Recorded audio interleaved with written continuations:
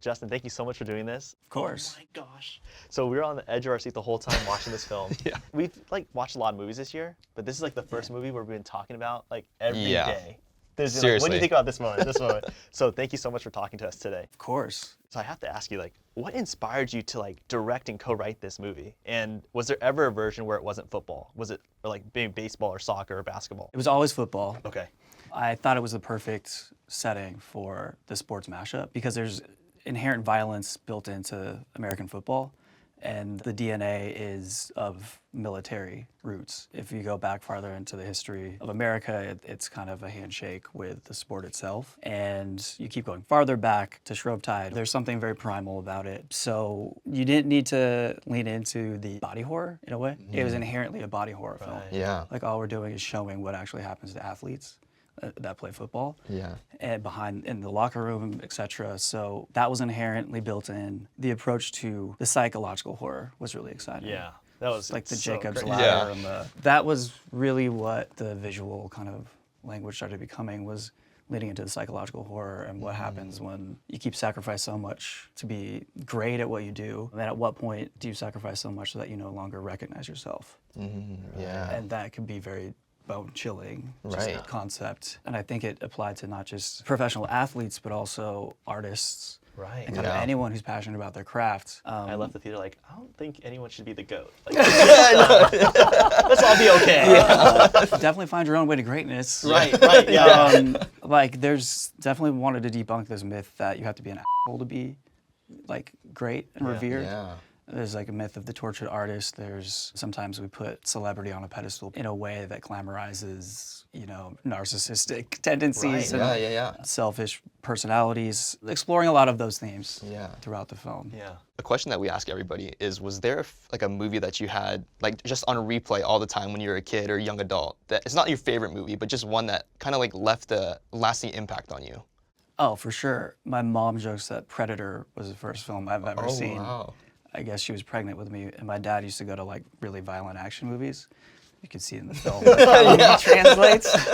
So I was way too young and had that on VHS and would watch Predator a lot. There's one emotional through line though. Land Before Time takes the Wow. cake. Yes, Yeah. that's a good one. Yeah. Awesome. So Justin, why did you decide to have a name for each day? And what was the thought process behind that structure? It's a great question. You're the first people, no one's ever asked me that. So the structure was in theme with God Family Football, if that's the basis. And you could break down, young quarterbacks, God Family Football, and older quarterbacks, Yeah. Family Football, God last. So I grew up in a Catholic Filipino household, so I wanted to imbue everything with a mythological, divine feel. The days became the days it took to create, of creation. Yeah. And on the seventh day you rest. So it was that, but then at the same time, I wanted them to feel like motivational sports posters that you put on the walls of Yeah, that's locker it was rooms given and that. gyms, Yeah. where it's persevere, or those kinds of things that are in Yeah. gyms. So there's a mashup even in the way we design the title cards that steal from both the Old English script of scripture and with the similar font to what you would see on motivational posters. Wow. Interesting. Okay.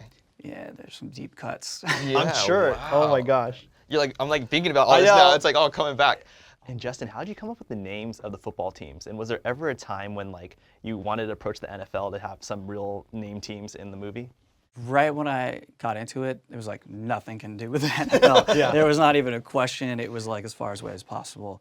And I love Any Given Sunday. And they created a whole world of a fake league. So that was actually a really fun task. I was just at home eating cereal, being what if a team was called this? We tried to go to regions that existed, make sure, of course, was Oakland because they lost the team. So I've snuck teams in there. Reddit would probably find some poster that has all the teams somewhere, but it was more fun. And then building out the world, the saviors themselves were kind of the more specific Yeah. thing that we were let's build everything around this. Yeah, and Justin, we really like to talk about fan theories. Mm-hmm. So I want to ask you about a theory. So there's a crazy theory about him Oh, that yeah. Cam, everything that Cam experiences Mm-hmm. is actually just a hallucination, and it's not actually happening. Damn, cool. So That's already a running theory. yeah, so Love that. once he gets hit in the head on the football field and has Yeah. like the stitches, that's when the hallucinations start, and it's not actually happening. Is there anything you could say to that theory? This will release after the movie. Yeah. That theory, well, no, I'm not going to say anything. Okay. Oh. Wow. It's a mystery. Him too. Yeah, In him theaters too. 2 years from now. Well, thank you, Justin, so much for your time. Thank you, guys. Thank you. Thank you so Everybody go much. watch him when it comes out September 19th.